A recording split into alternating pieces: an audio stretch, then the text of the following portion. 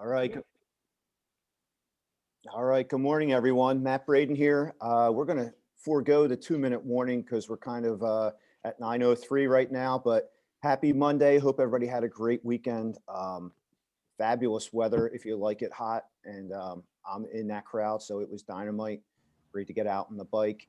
Before we get into today's coffee talk, going to do a couple of housekeeping things. You probably have seen it from our messaging to everybody. Code of ethics. And you've heard this on some of the other presentations over the last few weeks. This is a reporting year. December 31st is a reporting deadline. Let's not wait till the deadline.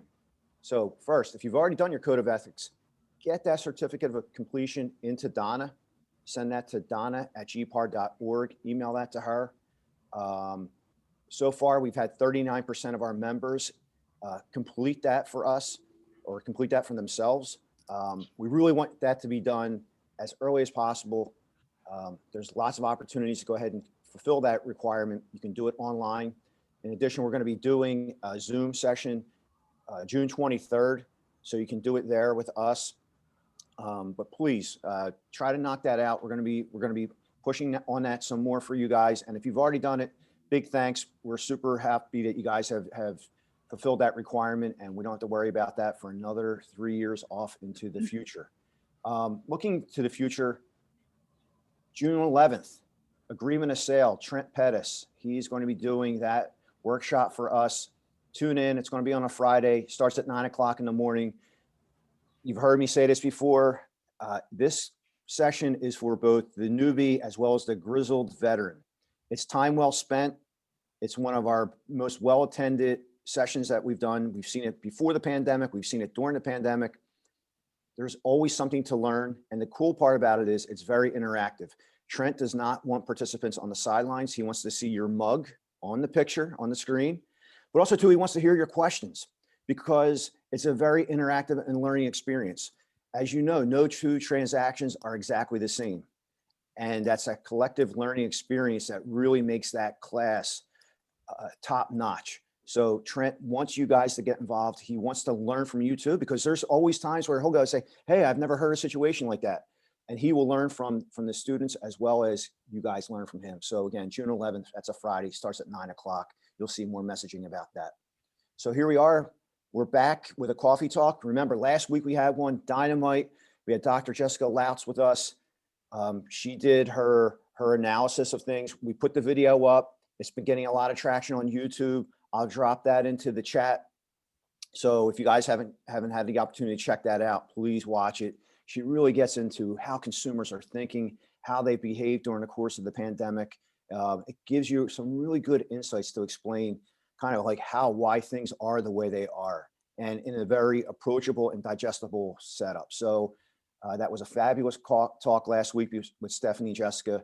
And now we'll get to coffee talk today. We have Stephanie and we have the president of PAR with us. So Stephanie, good morning. How are you? Good morning, Matt. How are you? I'm great. Glad I have some La Colombe in hand. Oh, So it's a jealous. wonderful morning. And the humidity's really messing up my hair, as you guys can tell. Isn't it? I know. It's awful. Anyway. Good morning, everyone. Thank you for joining us for another coffee talk.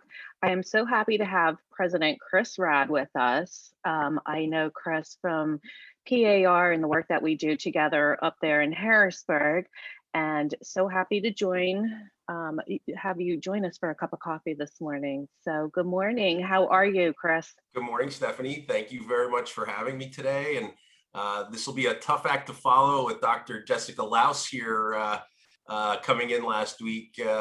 That's definitely very large shoes to fill, but I'll do my best here. And always nice to see your smiling face. GPAR has a lot of rock stars out at PAR. You're definitely one of them. I think I saw Heather Patron Shook on. I didn't get to see her smiling face here, but you guys are definitely well represented at the state level. It's an honor to be here with you all today.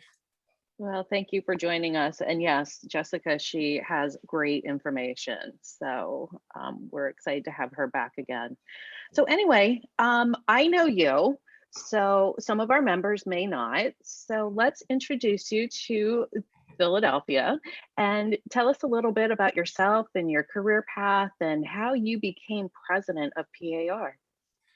So this would start back to probably close to by the time that I was probably in the womb. I'm a third generation broker, which a few of the folks that are on the call would know. My grandfather started my real estate office back in 1962. I've been going on listing appointments since I was extremely young. I truly don't know how my father ever sold a house with my brother and I running around people's yards or, hanging out of their trees or anything like that. But my brother and I have just always been involved in different aspects of real estate. We've owned different investment properties in the Lehigh Valley, and, it's just been part of my life really since I was young. And I was one of these young kids when show and tell day came in kindergarten. What were you going to do when you grow up? But I'm going to be a realtor. Well, I don't even know what that means, but it was still something that I just kind of had this inkling for, and just something that I always had an interest in continuing my family business, really not even knowing what that means. And something that I may end up saying quite a few times, but really the profound impact that I saw my father and my grandfather have on people's lives. And there's really nothing better that you can do as a realtor that helps someone achieve that dream of home ownership. And seeing that at a very young age really had a profound effect on me. So I really, I took that to heart. My brother also has his real estate license. I kind of joke with him. He kind of sells when he feels like it because he has 2 daycare centers, and he's probably the smarter brother in that respect sometimes. But we've been involved since a very, very young age. My wife Gretchen is also a realtor in the Lancaster area. My daughter Stella is about 16 months old. She's probably a 4th generation realtor in training, because through the pandemic, she's probably heard more realtor conversations and negotiating agreement of sales and inspection replies than any other 1-year-old has probably heard while we've both been home. So we've tried to make the best of the at-home aspect of the pandemic that we've all faced. Awesome. So how did you get involved in volunteering on, I guess, the local and the state level? So that's kind of a funny story. I was involved on a few different committees at the local. Again, I'm up in the Lehigh Valley, so I'm only 40, 50 miles north of you.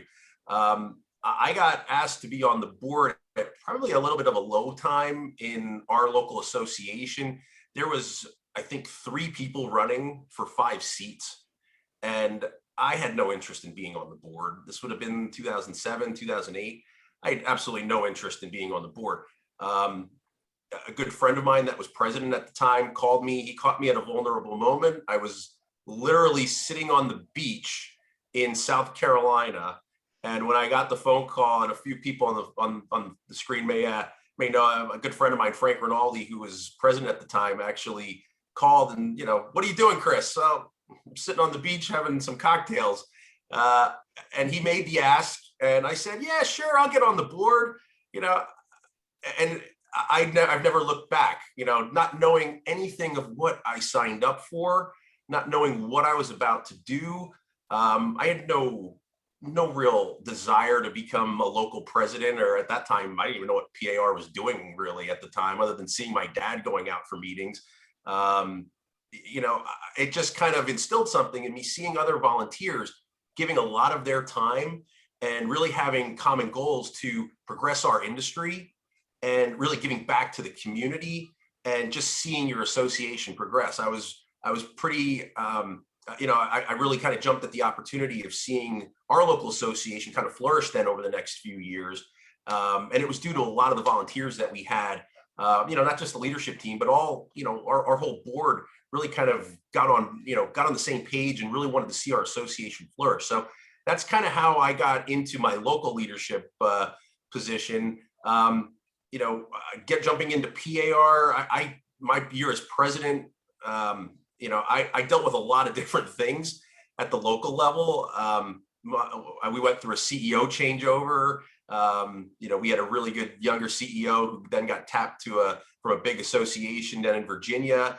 We were happy to see him move on, sad to see him go, but now I'm hiring another CEO, or helping to hire another CEO. We're all going through MLS changes. We're going through lockbox changes.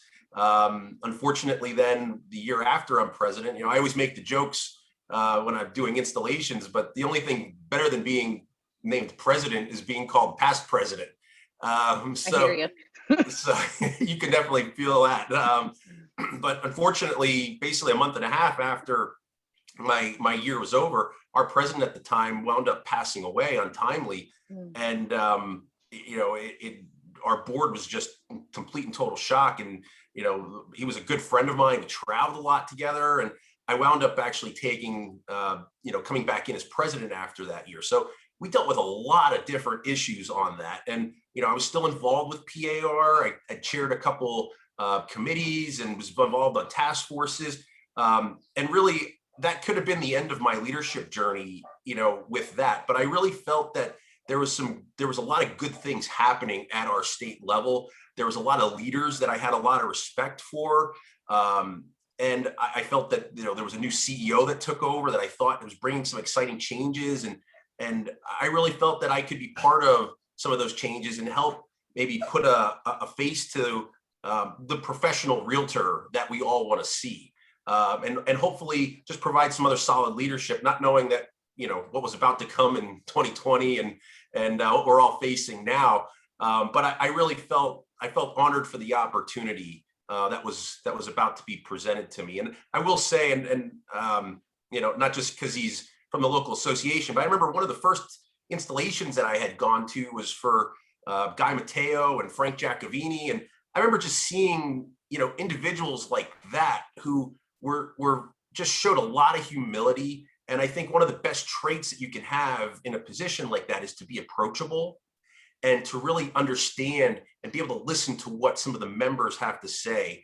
And I think that's one of the best leadership traits that I learned from a few individuals that I really looked up to as a younger member, not really understanding or knowing, in full grasp of what the association was doing. Well, you definitely fit that mold, because you are definitely, everybody finds you approachable and really listen and pay attention to what you have to say. So I mean, I know for myself how the volunteer work impacted my business. Being involved not just on the local but the state level, you have your finger on the pulse of what's going on. You can kind of see what's ahead that may affect a certain market. So that really impacted my business. How about you? How has your volunteer work impacted your business and your life? Yeah, it's had a profound effect on it. I'll be honest. I mean, just the volunteer aspect of that, I think, was huge. And really just how it does affect your business. Like you said, you do keep your finger on the pulse of what's about to happen and what cutting edge technologies and trends that we're about to see. I think the other thing that maybe I took a little bit for granted, just being in local leadership, and and you've been to NAR conventions before, getting to mingle and talk to different other state, different local presidents that you have.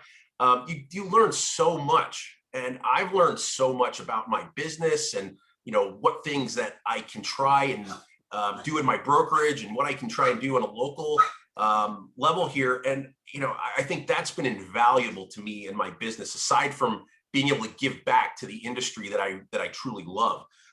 Aside of that, the friendships and the relationships are just invaluable. I look at just some of the past leadership team, and I don't know if Bill Fest is on the call, but I mean, Bill and I were talking on a daily basis during 2020 for the most part, even though he probably didn't want to answer my phone call, and that's okay, because I really didn't want to look at the back of his dining room much anymore in our Zoom calls. But these relationships are going to be lifelong, and that's something that I extremely cherish, and I will for forever. But along with that, aside of that, I mean, there's different referral opportunities that come about that. You meet so many people, especially going to the NAR conventions. You meet different people that who knows, they may have a client looking at moving to Philly, in the next couple months or next year. And these things really help cultivate more business, in your future. And I've gotten a lot out of that. But I think also just being able to advocate for private property rights and continuing to help our industry progress has been my my biggest outtake. And, and I know one of the things that I had said and really did when I became president of my local association, I kind of built the schedule into my day.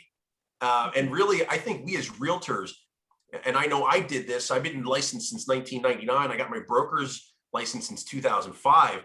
I was horrible at time management. I was absolutely horrible at time management. There could never be enough hours in the day for me to work. And I think the moment that I started setting my schedule and actually setting limits on things, I actually found out that, wait, I can actually have a life outside of just running around showing houses and listing properties. That was actually something that I was hoping to get out a little bit more through my year as president is, we all run through the brick wall for all of our clients on a daily basis. And, somebody's looking at getting an offer and we're all working until the wee hours of the morning for all of that. But at the same time, the things that you can push off to tomorrow, you have to do it because we all go absolutely crazy in this business. And keeping our sanity is first and foremost paramount. I also think that, we all go home to family, friends, they're dealing now with all of the blowbacks of what we now put up with on a daily basis. And, I used to joke about this when doing new member orientation. I think the best thing that we all could do is try to smile and laugh as much as we possibly can for our clients and for our families, for, family and friends, for whenever we walk back in the door, no matter what just happened with inspections or appraisals or anything else that we're dealing with as a transactions turning downward. Yeah, time blocking is I all the time. I have to time block. And now you have a little one, you're going to appreciate time blocking more than ever. Yeah. But, and actually it started out, luckily, like I said, my wife is a realtor. She's very understanding. And I mean, obviously, her and I had discussed running for a PAR line officer position because prior to 2020, you put more than 1,000 miles on your car during a year, and prior to the Zoom boom that we're all in right now. I mean, I was driving a lot, and I mean, really after my daughter was born in January of 2020, I actually came home from the hospital with her and the baby and left for Reading to do an installation. The next, I had like no sleep. The next day I was in Lancaster doing their installation. And, I mean, I said to my wife, I don't have to do this. We got coverage. And she's like, just go. So I think some of that, having that understanding partner is definitely helpful. But I think, like you said, the time management aspect that I was horrible at, I was the worst. I was just the worst. I mean, I would just not sleep, drink too much coffee. My doctor still yells at me to this day about some of these things, but we can only change so many things, I think, in a short amount of time. But that time management skill is something that I was really hoping that so many more of our members can really take into consideration and take into account for their own sanity. yeah, most definitely. And I do have to give a shout out to your wife, Gretchen, and talk about rock stars. I mean, I remember last year, well, not last year, I keep saying last year, 2020, 2019, she had the baby, literally walked out of the hospital into a gown, not a hospital gown, an evening gown, and showed up at the installation for PAR. It was amazing. So yeah, she was not gonna. I told her, I said, just stay home. No, she wouldn't do it. Oh, so no. she was there. So she definitely is. And it's funny though too, because I think we all have different styles in our businesses. Her and I, our styles are completely different.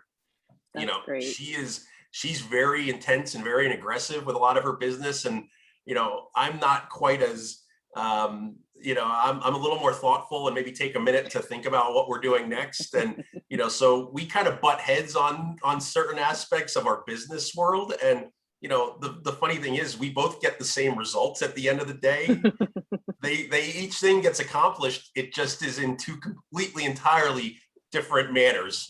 So which makes it interesting and exciting. And I think she was the same as I was before we met. And I think it was nice to just be able to for both of us to say, I don't want to work this upcoming Saturday. I don't want, it's not really an important thing that's happening. So what do I, and we kind of just both made that. So it's been very rewarding the last 5 years of, for her and I, and obviously now with our little one, and and my journey through PAR, it's been a lot of fun, and I feel very blessed for all the opportunities that we've had. Yeah, that's great. So you were talking about putting on miles and, pre-pandemic, that's all you did. You would go from as PAR president, you would go from different cities, visit with the different associations. So PAR, they operated differently, and you're kind of still an all electronic president. How is that working? How is PAR working, and the staff there, and you, and maybe we'll talk a little bit about your goals too, but let's talk about how is it being an all electronic president? I never really considered that before, or really thought of that being all electronic. Makes me sound like I have like a robotic arm or something. But it's definitely been a big change up. I really think that our PAR staff has done an incredible job in continuing to manage our association activities and the services that we provide. I think they've done a remarkable job at doing that. Considering that no one has ever done this before, we were all in the same boat for that. Holding virtual board of directors meetings. There's 200 plus, directors that we have across the state. So trying to get everyone there on the same page of logging into a meeting, which some of our members are not the most tech savvy when it comes to logging into new systems and trying out new technology. So there's been some challenges, but I think we've done remarkably well with a lot of that. Just continuing to hold committee meetings and hold task force meetings, and continuing to progress our association. I'm not going to lie. There is a faction who just says, why can't we just wait until we're back in person? Well, our industry's not waiting until we're able to meet in person again. Our industry moves so fast. So, and I don't think it was just PAR. I think all of our local associations really have never worked harder. And I give Matt and GPAR a lot of credit. I give you a lot of credit, Stephanie, for continuing to keep your members up to date on things, and really keeping topics that are really timely and really on point for something that we can all use in our daily lives and our daily basis. But you go back to being an all electronic and, the all electronic presidency. It's great to be able to spend time with everybody when I go to the associations, and really traveling was something that I really love doing, and being able to meet up at different associations. But we've had a lot of member engagement through our virtual platforms, which I think is probably the bright side of some of this, where we've had a lot of new members log in and just to see what was going on the standard forms committee meeting. Or pro standards or legislative, we've had a lot of new member engagement that we may not have had if we wouldn't have had some of these downturns. So, I'm a glass half full type of person. So I think we've tried to keep those things in sight as we've progressed through the last year. And, I give a lot of credit to, our last year's president, Bill Festa, for not letting us lose sight of that as well. We could have had a leadership team who just said, all right, well, we'll see everyone in 2022. But, we didn't do that. We've continued to keep the association progressing. And it's the same thing that you've done. And, we're going to continue that going through the rest of this year. And hopefully there's, limitations are brought up, and we're able to meet more and do some more in-person meetings as we, come through the rest of this year. Yeah, it definitely changed the way we do business, conduct business. I think PAR, the staff has done an amazing job with the board of directors meetings, and just the voting itself was, I can't even imagine taking on that task, and they did a great job with it. So The only awkward parts of some of the votes there is when there's the time delay, because sending out 200 plus text messages at the same time for everybody to vote, and obviously that system, is pretty good, but it gets bogged down a little bit. So everybody's got to stare at my face for an extra couple of seconds there as we get through that. Get the Jeopardy music going. Yes. I tried to channel my inner Alex Trebek as much as I could there. So there you go. All right. So last year, we had a lot of advocacy, and I want to talk about RPAC because RPAC is huge. They did an amazing job last year, and members always ask, where are my dollars going to? Why RPAC? And maybe we can help them make that connection with those RPAC contributions that you make and what it did for us locally, state, and national. So why don't we talk a little bit, starting from the state level? How did that work? So, I mean, this is a question that we all get, in different leadership positions. We all have this conversation with so many members. I think really 2020 highlighted our impact as a realtor brand, as a realtor organization. And I mean, really, we were helped to influence a couple different pieces of legislation. Bill 2412, while it never actually got signed into law by the governor, that was something that we pushed really hard. I mean, and we helped get a bill to open the real estate industry back up through the House, through the Senate in essentially 2 weeks.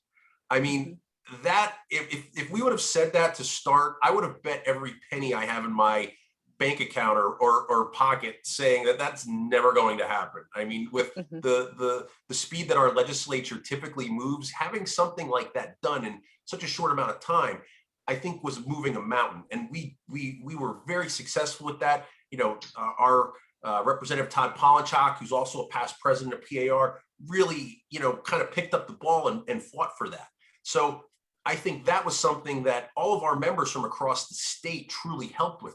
We had more than 13,000 calls into the governor's office at that point in time.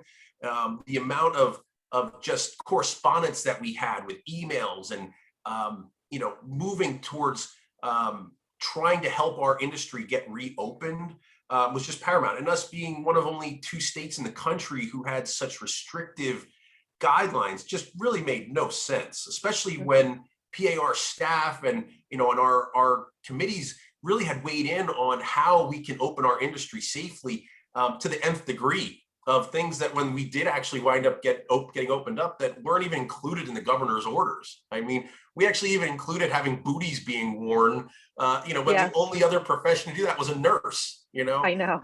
It was just insane. And really, I was like, man, I hope no one has any issue with me because I don't know CPR. So, I'm the farthest thing from that. But us wearing booties through houses is actually more dangerous for us and our clients when we're sliding down steps and whatnot. So some of those things just really didn't make any sense. So I think at a state level, we really rose to the occasion. I can tell you during that time, we were having daily Zoom calls and conference calls, multiple times a day during, the month of March, April, and May while we were going through a lot of that. Getting back to some of the RPAC and really what we were able to do with the national level was really incredible. Our RPAC dollars helped facilitate programs that were, we never thought that a self-employed, anyone that's self-employed or anybody who is a practitioner, as ourselves would ever be able to take advantage of any of the pandemic unemployment assistance, the Paycheck Protection Program that so many of our realtor members and offices were able to utilize. But then the rental relief programs, which I know have been kind of slow to churn out here. I know I do a good amount of property management and dealing with a bunch of landlords, and that's been a little bit slower to churn out here. I'm not sure how that's been going down in your market, but I know up in the Lehigh Valley, it's been a little slower than what we were hoping. But still, these programs were all really brought to the forefront by our representatives and advocates at the national level, which we were all able to take real advantage of if we were in times of need for some of that. So I think that's something that we all cannot lose sight of. And these are programs that we would have never had at our fingertips if it wasn't for NAR. But the big takeaway with all of this is that, we as realtors are very resilient. We've been able to adapt to these situations. I think we're still continuing to do that. And despite the shutdown, I've heard from so many people across the state that last year was their best year of sales, or that was their busiest year, even with having to essentially shut their business down for 2 months or 3 months before we were ramping back up. So, it's incredible how that's actually, how it's worked out for many of our members who were still staying active, still working your sphere of influence and checking in with your database. I mean, definitely was not easy, but I think we're coming out of this, hopefully trending upward and continuing that. Yeah, I think the game changer last year for our members was the unemployment and recognizing realtors as like, hey, this is a career and this is a job. It's not just something we do for fun. It's it's a business. It's a small business, and it was good to see them recognize. I say them, but have it recognized as, yeah, this is a career path. This is an industry that needs, the same attention as any small business, because that's what we are. So anyway, so the COVID-19 guidance changed last week, and I think a lot of the education shifted online. And so we do, are we seeing anything from Pennsylvania, the state of Pennsylvania, continuing those classes online, or do you see that going back to in person, or maybe a hybrid? Because I know they're adamant about being in person. And I think this last year being online demonstrated you could still do it. What are your thoughts? I agree 100%. I think that the meeting platforms that we were all able to take advantage of with, meeting virtually was a huge help. And, other states do this. So when this was kind of tapped into Pennsylvania, in my opinion, I didn't think this was so controversial. What's the difference? I mean, New York and New Jersey already, I believe, have these things in place for them to work on. But, during that disaster declaration, that was something that our governor was able to, I guess, bonk us on the heads to allow us to do, during this time. But we have been, and I will say, I attend the State Real Estate Commission hearings every month. And I know this was something that was brought up at the last hearing that was just last week. And I think if it was up to a few of the commissioners, they would be pushing to have this done. I think there's a little bit of, I don't want to say red tape, but maybe a few different roadblocks with how this actually happens. And I don't know if this is a legislative option or if this is something that this is like an order that could just keep continuing that way. But I know that it seems to me that the Real Estate Commission, at least the commissioners, are in favor of continuing this to move forward, because I think they've seen the outcomes of this have been, truly positive. And I mean, just even planning triple play conferences and, which is, kind of still in the works right now. We were discussing different aspects of what that would look like if that was done a little bit more of a virtual aspect of that. But, if that doesn't get extended, we in Pennsylvania can't really take advantage of that. So right. This is something that has to continue. And I think I was pleasantly surprised to hear many of our commissioners at the state be supportive of this and see how they can actually get something done. I will tell you that PAR staff is on it though, because, and this just happened last Wednesday where this all came up, but staff is definitely on this, and we're working towards trying to, make this a permanent solution for our members. Well, you let us know what you need from us here in Philadelphia to keep that going, because that's definitely a benefit for us to be able to do it. And I think self-pace is good too.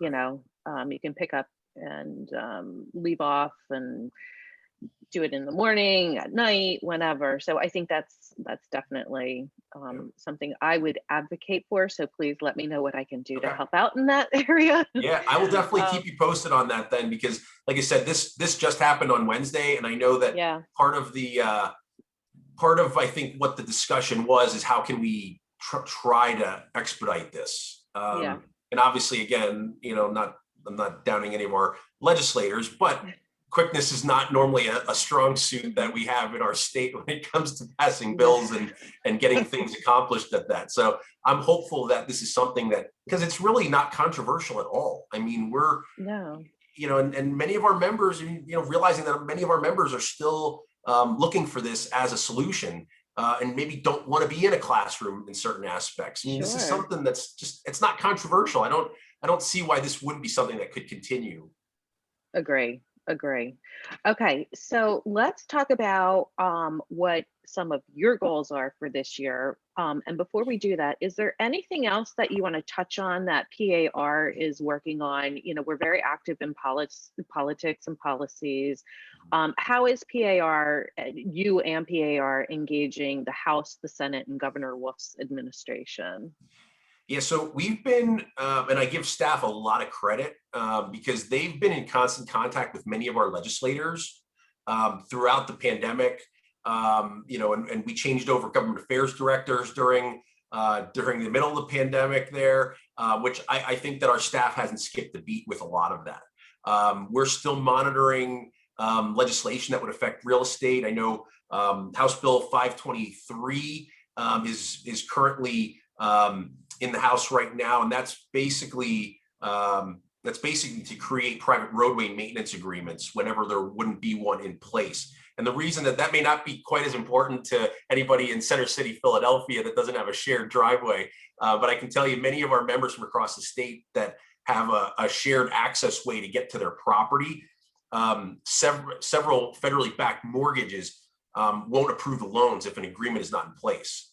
So if you maybe have a little bit of an issue with your neighbor and he doesn't want to sign the maintenance agreement, this would now be a solution towards that, where at least there'd be something in place to be able to now get that federally backed loan through.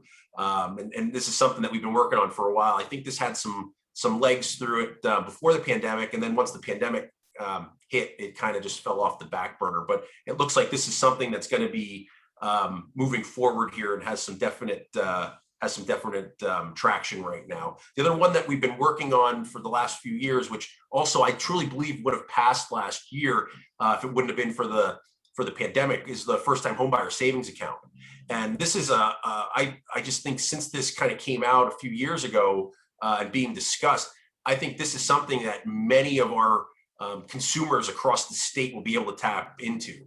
It's be similar to a 529 savings account for college. But the money that you're putting into that account can be used specifically for buying a house. And then there's a small state tax deduction that you would get for that purpose. But I think that is just something I think will really help a lot of our younger buyers and just people, help them to save some money to be able to buy a house. And I didn't really, when this first came out, I didn't really think that this program would be something that would. No one's going to buy the house cash from putting money into a savings account like this. But what I thought was, this is a way that maybe someone can buy a house without having to ask for seller's assist, or a way that this is a couple $1,000s that they now have that can be dedicated, that they maybe can just have this come right out of their weekly paycheck, and now it's going to a house, and a year from now they're ready to buy. So yeah. I think that's a huge thing, just realizing that many folks do have a problem saving money when that money is just sitting in their bank account. I know when I have cash in my pocket, that cash normally is gone. I will find something to spend it on, no matter where I'm at or no matter where I'm going. So I think that's a problem that many folks have. So I think this program could really be beneficial. And again, this is not a controversial piece of legislation. This is going to help so many people from across the state.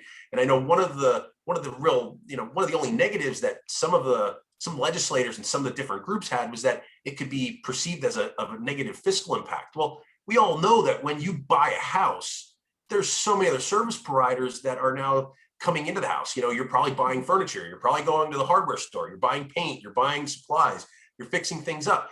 The average house actually spends about $65,000 across the community with different contractors and stores and different service providers. So there's no way that this is a negative fiscal impact. I mean, this is helping the community in that. And at the end of the day, the impact of this is kind of minimal with the tax deduction that you'll be able to get, but at least it's something that many of our folks will be able to kind of tap into. And that has passed through, or it's going to be passing through the Senate and onto the House for consideration. So there's going to be more to come, hopefully on this over the next few weeks and months ahead. That's great. Yeah, I agree. But I don't know how this is controversial. And we had Jessica on last week, and she talked about first-time home buyers and how the pandemic affected them purchasing, because a lot of them are the millennials, and a lot of the parents were able to help them with the down payment, and that's not there anymore. So this would be a great, like you said, it doesn't have to be all cash, buying the house cash. It can help towards the down payment. Right. And yeah, young kids, I mean, my adult children, it's like they get money. I'm like, you need to start investing that. Like, start investing it. Why are you spending this? You don't need this. So I mean, some of them have houses, some don't, but I have one that burns a hole in their pocket, and it's just drives me crazy. But and I don't have to tell you, I mean, down in your market, rent is expensive. I mean, we all want to be into a house where, that's really a big thing. I mean, creating that home ownership and that pride of ownership that you have in owning a house or a condo or whatever it is, that's something that I think we all want to support. So this is, like you said, it's not a controversial act. It's just something that I think is going to help a lot of people, throughout the time that this will be implemented.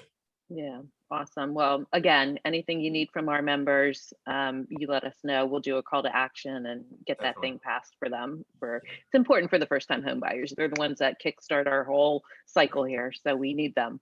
All right, so let's move on to your goals. What are some of your goals this year? I mean, we're in June, but I feel like we're going to be in person soon, right? Soon. Some of these meetings will be. Fingers crossed. Yeah, and maybe we'll have an inauguration, because I know it's probably driving Gretchen crazy that she couldn't have the inauguration this year. So maybe we'll do one towards the end of the year. But what are some of your goals besides a party for Gretchen, and what are our current PAR priorities? Yeah, so I can't say that all of my goals got completely railroaded by the pandemic, and really by not being able to get out to really meet with a lot of our members. I think one of the things that one of my goals was really, as I kind of was touching on before, was just the time management aspect, and just trying to, aside of business and aside of what we all do and aside of advocating for private property rights and all of that, is hopefully helping and kind of just maybe planting a seed in everyone's mind of that, you need to take care of yourself. And, NAR, I think, has a really good program. If you haven't checked it out, check out the NAR website for the financial literacy center that they have. I'll be honest with you. I mean, investing and, that's kind of always just been out of the wheelhouse, in my aspect, was just thinking, well, that's not something that I have to worry about. But now, as time has gone on and seeing some of the programs that NAR and information pieces that they've come up with, I mean, it's really things that we can all take advantage of. I would highly recommend checking out those sites there for that. So I think just trying to take care of ourselves a little bit more, as much as we possibly can, was really one of my goals to that. The other thing that we have coming up through the end of this year is a consumer engagement PAG. One of the things that I've been that I've always felt very passionately about, and I was kind of vocal about this a few years ago. I know in it was 2015 when the NAR convention was happening out in San Diego. I mean, I can remember it like it is like a split second ago. I mean, the Realtor.com and the NAR commercials and advertisements that they were putting out were kind of more like cartoonish and game show type things.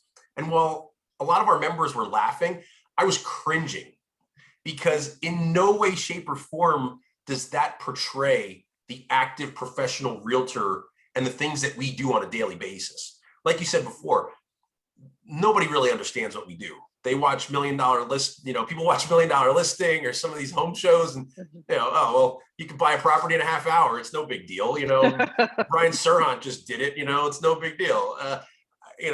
You see the different memes and different things out where, the couple is a works at something, and, they're buying a $5 million house. It's like, people just think that, I don't really understand what our perception is sometimes of what we actually do. But I was appalled by some of those commercials that were coming out, because they don't portray us in a light that I would hope to see us as, and showing really what we do in our communities. I mean, the effects that GPAR has with all of the programs that you have. I know in my local area, I mean, there's a lot of contributions and time spent and, you know, and donations that are sent out to different charities that help these things progress. Those are things that we should be highlighting. And then just showing the profound impact that we have on our communities, you know, helping people achieve that dream of home ownership. I kind of joke around, the best sale that I ever had in my 22 years was an elderly woman who had everyone on their block knocking on her door, offering her $10,000 for her house. And I sold it a month later for like $100,000. And I mean, she didn't stop baking me cookies for the next year. So, I mean, just that impact that you have on people's lives for the professional realtors and the professional services that we provide. Those are things that we need to highlight and show that some things that we can all be proud of for all of that. It's not the game shows and the different things. And I understand that those things scored well with a majority of viewers. But I mean, you're marketing, you know, you're into a lot of marketing, I know, Stephanie. And I mean, these are things that for me, you know, I think just having that impact on our industry and having us shown to the highest standard is what I want to see. I agree. And those are, so you have that. So there's a PAG. Yes, and so some of our members are not familiar with PAR and the difference between the committees and a PAG. So the PAG is the Presidential Advisory Group, and give a brief description of that and maybe some of the other PAGs that are going on. So we definitely like acronyms. And realtors love acronyms for different things, you know, and all the different designations that we all have that no one knows what they are or understands in certain aspects. But I still don't sometimes. I'm like, wait, what was that? But again, we have the consumer engagement PAG, which is gonna kind of focus on showing what we as realtors do in different billboard spots and advertisements, and then just outreach to a lot of different consumers. So there's going to be more coming out about this over the next few months, hopefully by like the third quarter. We're hoping to see more come about that.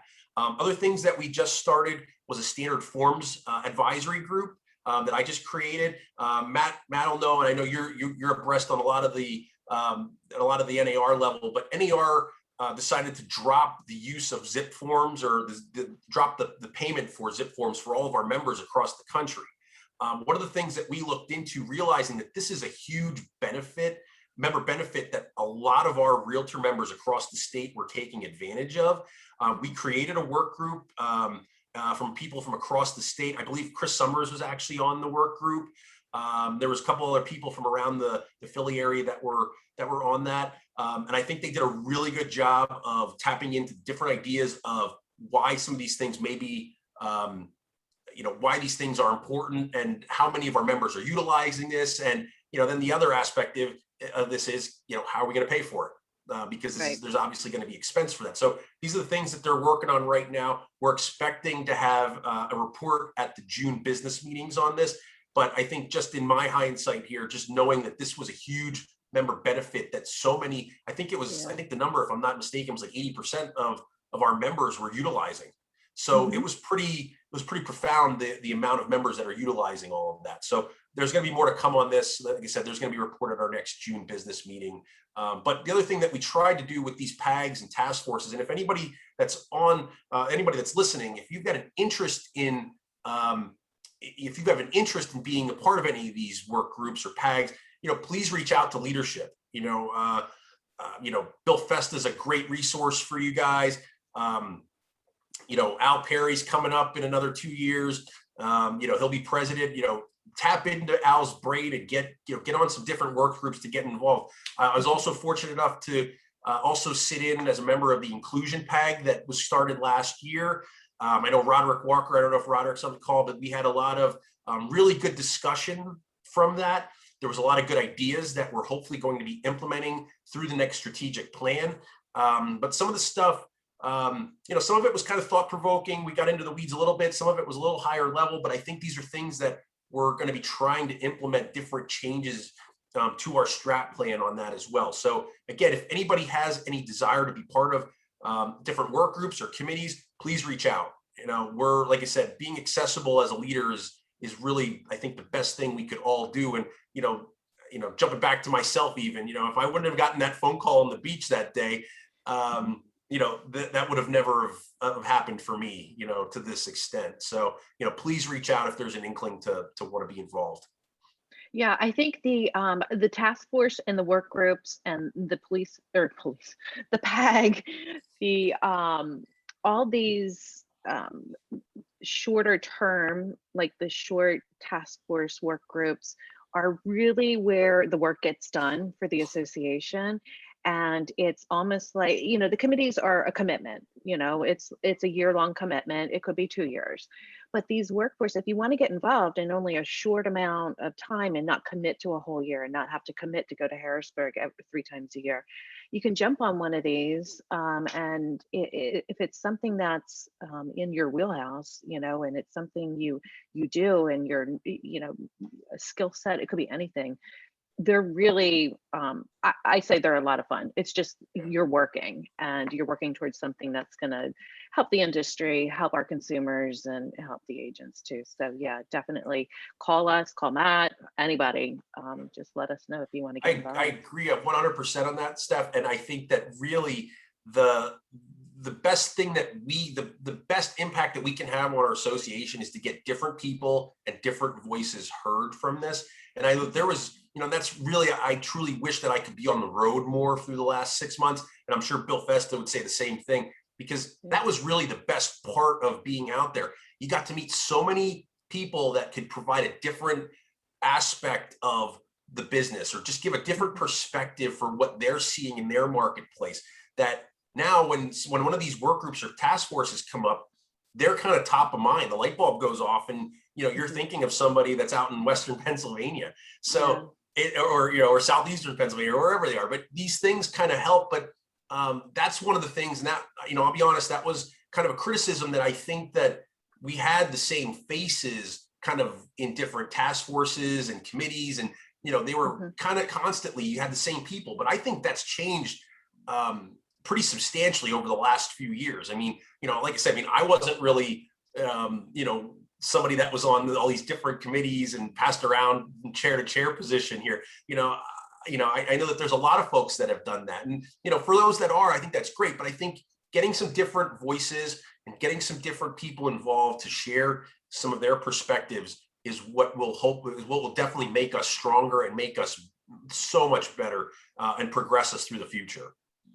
Yeah, I agree totally. Okay, so we're almost at the top of the hour.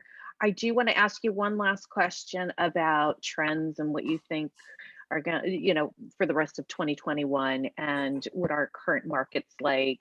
Do you think it's sustainable? What is going on? I mean, I know you're up in Lehigh Valley. It's kind of second home-ish for New Yorkers or New Jersey, Pennsylvania people, or Philadelphia people. What are you seeing? So we're right on the border here as well, just like you got, just like GPAR deals with. I mean, there are so many people coming in from different areas of not only New York, New Jersey. We're seeing different people coming up from Delaware, or, people that I'm talking to from around the state, see Ohio and Maryland. You're seeing so much interest coming in. I think, obviously I'm not an economist, to see where we're going with this. I'll leave that up to Dr. Jessica Laus and Dr. Lawrence Yoon to give some of their perspective on that. I am extremely hopeful, and just listening to Dr. Yoon over the last few weeks from the NAR conferences, that is, as these COVID regulations are lifted, we're going to hopefully see more inventory come into the marketplace.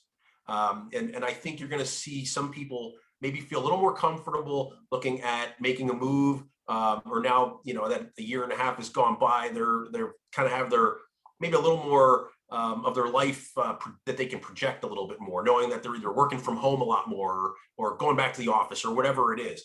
So I'm hopeful that that's going to start to come out. I think from what Dr. Yoon said, probably like around the third quarter, that some of that we should start to see some of those effects on that there. But who would have ever have thought you'd be paying $60 or $70 for a sheet of plywood? It's just crazy, the lumber. And I know Mike McGee was just on a CEO corner with two individuals from the home builders associations. And, that's one of the things that they're seeing. The new construction prices are just astronomical right now. My wife deals in, with mostly new construction developments, and, just seeing, those stipulations that are built into contracts from, what that lumber cost is right now to what it's going to be in 30 to 60 days is just impossible to predict. So I think that's something that we're continuing to monitor on that front. But I think we're all just living through a market like we've never seen. I mean, Yeah. who would have thought we would see these prices increasing at such a dramatic level by the day, sometimes by the week and month? You know, who would have thought you'd have to call your buyer and tell them that they lost an offer or a bid when they've bid $25,000 over the asking price and waived inspections? I mean, some of these things are just, it's just mind-boggling to think that these would be things that we would be dealing with in our marketplace. But, you know, one of the things that I think PAR has done a good job is with over the last few months, we've actually been working with RPR so that you now can see statewide sales data. And so this is something that you can tap into on the PAR pages there. The reports are excellent though, but what it's showing is that we're down about 33% just month over month from what we've seen over the first 4 months, 10,000 fewer listings each month.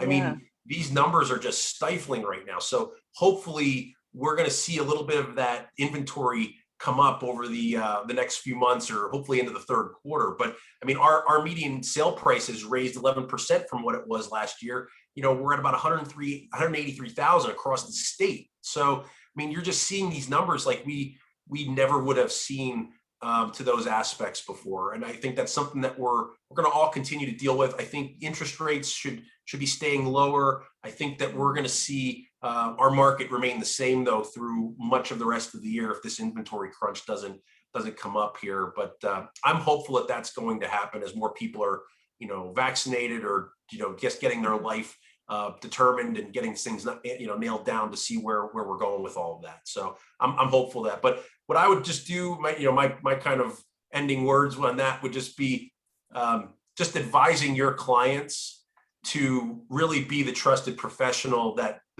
our consumers and our buyers and sellers rely on, and just helping them understand what our market is like and being realistic with the challenges that we're all facing. That is some sound advice, and I agree 100%. So, well, President Raad, thank you very much for having a cup of coffee with us this morning, and hope you join us sometime soon, hopefully in person. We'll see everyone. And with that, thank you, and send my best to Gretchen. And Matt, it's over to you. Thank you for having me, GPAR. Thank you. All right, Chris, thank you. Thank you, Stephanie. Great conversation. Thank you to all the GPAR members for tuning in today. Keep an eye on your inbox for more of these sessions that we have in the pipeline. We have a bunch coming forward in the month of June. So we would love to see all of you there, and spread the word. Get your colleagues to join us and beat on the drum again. Code of ethics. Get that squared away, guys. Yeah. Take care. Have a great Monday. Have a great week. And we'll see you soon. Take care. Bye. Bye.